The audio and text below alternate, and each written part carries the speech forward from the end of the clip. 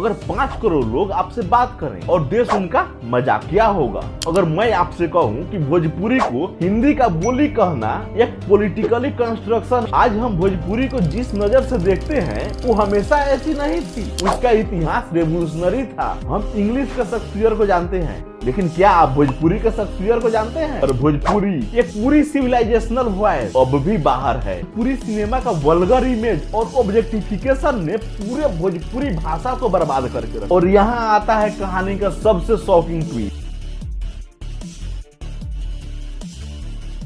नमस्कार मित्रों, आपको कैसा लगेगा अगर 5 करोड़ लोग आपसे बात करें और देश उनका मजाक उड़ाए? कैसा लगेगा जब आपकी जुबान को चीप और वल्गर बोलकर आपको रिजेक्ट कर दिया जाए? ये कहानी है इंडिया की सबसे बड़ी, सबसे मिसअंडरस्टूड और सबसे मार्जिनलाइज जुबान में से एक कहानी है भोजपुरी। पहला पार्ट, जब हम भोजपुरी सुनते हैं तो हमारे दिमाग में क्या आता है? लाउड म्यूजिक, वल्गर सिनेमा या वो स्टीरियोटाइप नीच प्रवासी का। लेकिन क्या होगा अगर हम आपसे बोले कि ये सब झूठ है? क्या होगा अगर मैं आपसे कहूं कि भोजपुरी को हिंदी का बोली कहना एक पॉलिटिकली कंस्ट्रक्शन है, न कि भाषाई रियलिटी? सुनिए, हमारी हिंदी आई है सौरासनिक प्रकृति से, लेकिन भोजपुरी वो निकली है मगधी प्रकृति से। ये उसी फैमिली से है जिससे बंगाली, असमी और उड़िया निकली है। हिंदी और भोजपुरी दोनों का सोर्स अलग है, दोनों की ग्रामर अलग है। जैसे भोजपुरी का फ्यूचर टेंस हम देखब बंगाली के अम्मी देखबो जैसा है, हिंदी के मैं देखूंगा जैसा नहीं है। तो फिर ये डायलेक्ट वाला कंफ्यूजन क्यों? क्योंकि 1300 साल पुरानी लिटरेचर वाली भाषा को डायलेक्ट बोलकर उसका हक, उसकी आइडेंटिटी छीनना आसान नहीं है। पार्ट 2,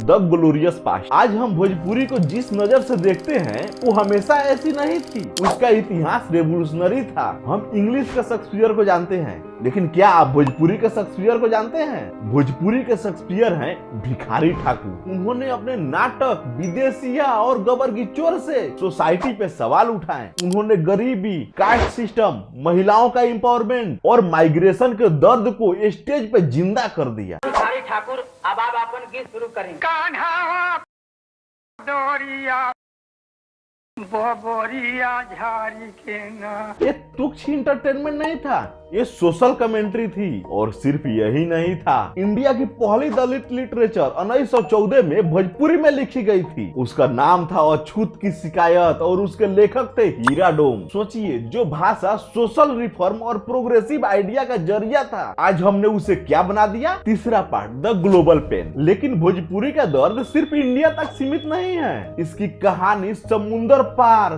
खून और आंसुओं से लिखी गई है। जब 1830 के दशक में ब्रिटिश, फ्रेंच और डच एम्पायर्स ने गुलामी खत्म की तो उन्हें अपने प्लांटेशन इकोनॉमी के लिए मजदूर चाहिए थे। तो शुरू हुआ भारतीय अनुबंध प्रणाली, एक नया रूप गुलामी का। पूर्वी उत्तर प्रदेश और बिहार से लाखों भोजपुरी और अवधी बोलने वालों को जहाजों में भरकर काला पानी के पार भेज दिया गया। 1834 जब पहला जहाज भारत से मॉरिशस गया, उनके लिए समंदर सिर्फ पानी नहीं था, एक जख्म था। उन्हें धोखे से ले जाया गया। ये जुदाई का दर्द, ये विरह इतना गहरा था कि इसने एक नए फोल्क कल्चर को जन्म दिया, विदेशिया।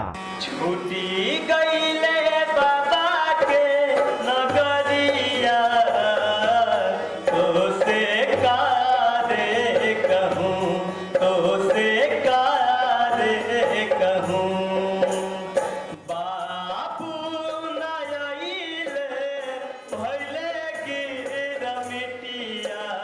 उन जहाजी भाइयों के लिए, उन गिरमिटिया मजदूरों के लिए ये भोजपुरी सिर्फ जुबान नहीं थी, एक इमोशनल सहारा था। घर की ये आखिरी निशानी थी जो उन्हें जिंदा रखा। चौथा पार्ट, द ग्रेट आयरनी। उन लोगों ने विदेश में भी अपनी भाषा को जिंदा रखा और यह बच गया। वहाँ भोजपुरी ने नया रूप लिया। सूरीनाम में सरनामी, फिजी में फिजी हिंदी। और यहाँ आता है कहानी का सबसे शॉकिंग ट्विस्ट। आज फिजी हिंदी जो भोजपुरी की वंशज है, वह फिजी देश में एक ऑफिशियल लैंग्वेज है। लेकिन अपने ही घर में, इंडिया में भोजपुरी को क्या मिला? इस फैक्ट को देखिए और ध्यान से देखिए। लगभग 5.5 करोड़ से ज्यादा लोग भोजपुरी बोलते हैं, लेकिन इसको मान्यता नहीं मिली। लगभग 1.25 करोड़ लोग मैथिली बोलते हैं, उसको मान्यता मिल गई 2004 में। लगभग 1.5 करोड़ के आसपास लोग बोडो बोलते हैं, ये एक आसाम की भाषा है, इसको मान्यता मिल गई। लगभग 2.5 करोड़ लोग कोंकणी बोलते हैं, ये पश्चिमी भारत में बोला जाता है, इसको भी मान्यता मिल गई। लेकिन 5.5 करोड़ से ज्यादा वाला भोजपुरी को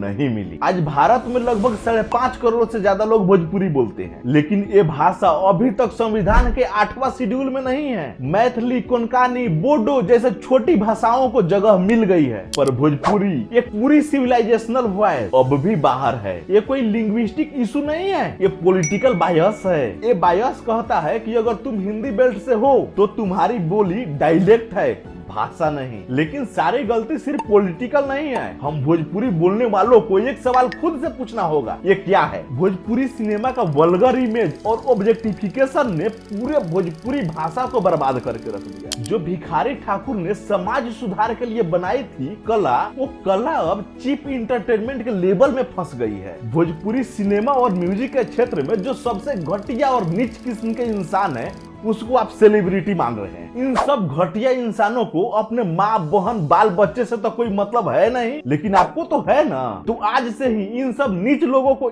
इज्जत देना बंद कर दीजिए। मेरे जुबान से तो कभी निकलता ही नहीं कि ये सब एक्टर, एक्ट्रेस या सिंगर भी है। सब ये सब थर्ड क्लास के मानसिकता वाला एक दीमक है जो भोजपुरी को धीरे धीरे खा रहा है। लेकिन याद रखिए, एक भाषा का इज्जत उस भाषा को बोलने वाले लोगों के व्यवहार से बनती है। जब हम अपनी आर्ट को साफ करते हैं तो हम अपनी पहचान को साफ करते हैं। अगर हम भोजपुरी सिनेमा को नेशनल और इंटरनेशनल लेवल तक ले जाना चाहते हैं तो भोजपुरी सिर्फ बोली नहीं, एक इमोशन है। हमारे गाने, हमारे लोग, हमारी मिट्टी, सब में कहानियां छुपी हुई हैं जो दुनिया सुनना चाहती है। बस जरूरत है quality film making, modern story telling और डिजिटल प्लेटफॉर्म के पावर को यूज करने की। जिस दिन भोजपुरी सिनेमा अपने ओरिजिनलिटी के साथ ग्लोबल स्टेज पे बोलेगा, उस दिन दुनिया तालियां बजाएगी और हम कहेंगे ये हमारी पहचान बा। खुद एक्टर पॉलिटिशियन रवि किशन ने इस बात के लिए दुख जताया है कि कुछ लोग लैंग्वेज की रेपुटेशन को खराब कर रहे हैं। हाँ, लेकिन उनका भी एक गाना अश्लीलता से भरा हुआ था, लेकिन उसके लिए उन्होंने पूरे समाज से माफी मांगा है। इसके लिए हम उनका प्रशंसा करते हैं कि कम से कम कोई तो है जो आवाज उठा रहा है भाषा के रेपुटेशन के लिए। ये वल्गैरिटी एक जहर है। ये जहर प्री जस्टिस को वैलिडेट करता है। ये जहर पॉलिटिशियन को बढ़ावा देता है भाषा का रिकॉग्निशन न देने का। ये जहर हमारे बच्चों में, युवाओं में भाषाई सेल्फ रिजेक्शन पैदा कर रहा है। जब एक भोजपुरी बोलने वाला एक शहर में जाता है और अपने जुबान बोलने से डरता है, जब उसे लगता है कि उसके बोली लो स्टेटस की निशानी है, तो हम सिर्फ भाषा नहीं, हम अपनी सांस्कृतिक पहचान खो देते हैं। छठा पार्ट,